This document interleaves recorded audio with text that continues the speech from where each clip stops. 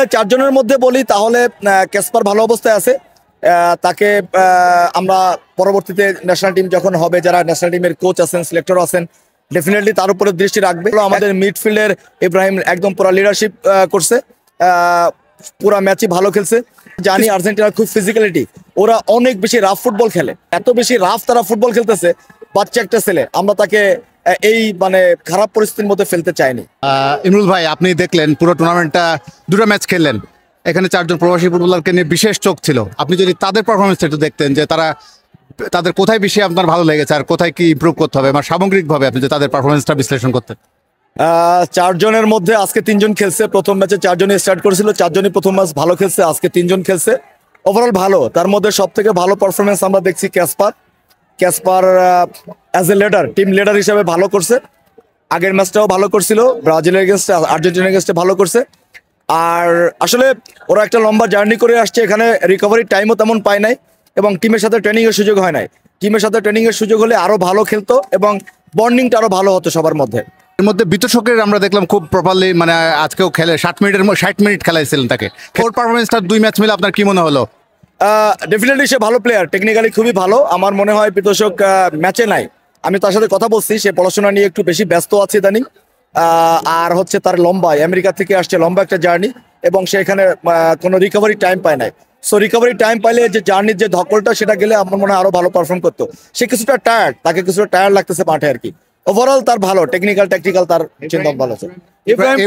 Ibrahim definitely ভালো। আমাদের মিডফিল্ডের ইব্রাহিম একদম পুরো লিডারশিপ করছে, পুরা ম্যাচই ভালো খেলছে। কিছু টুকটাক কিছু প্রবলেম ছাড়া সবই ভালো ছিল আলহামদুলিল্লাহ। ঈশান মালিক ইনজুর্ড, কিছুটা প্রবলেম আছে। আর তাছাড়া আজকে আমরা জানি আর্জেন্টিনার খুব ফিজিক্যালিটি, ওরা অনেক বেশি রাফ ফুটবল খেলে। আমাদের প্ল্যান ছিল লাস্টে 10-15 মিনিটস তাকে আমরা ট্রাই করব, বাট এত বেশি, আপনারা দেখছেন, এত বেশি রাফ তারা ফুটবল খেলতেছে। বাচ্চা একটা ছেলে, আমরা তাকে এই খারাপ পরিস্থিতির মধ্যে ফেলতে চাইনি। এর মধ্যে সবচেয়ে দ্রুত ন্যাশনাল টিমে আসার পটেনশিয়ালিটি কার মধ্যে দেখলেন? আমরা চারজনের মধ্যে বলি তাহলে ক্যাসপার ভালো অবস্থায় আছে।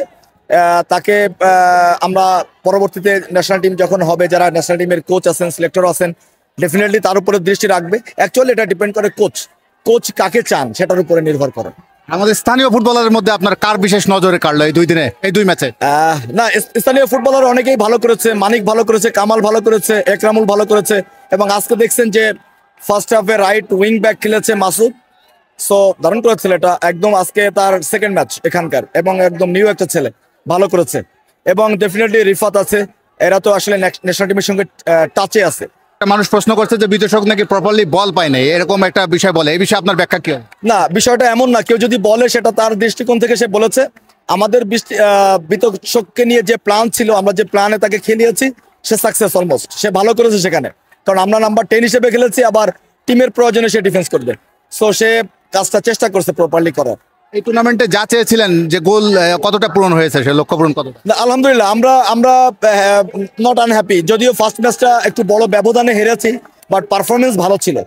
আর আজকের ম্যাচটা যদি বলেন, সেখানে আমরা জিতিনি, কিন্তু আর সব জেতা ছাড়া আর সব আমরা করেছি।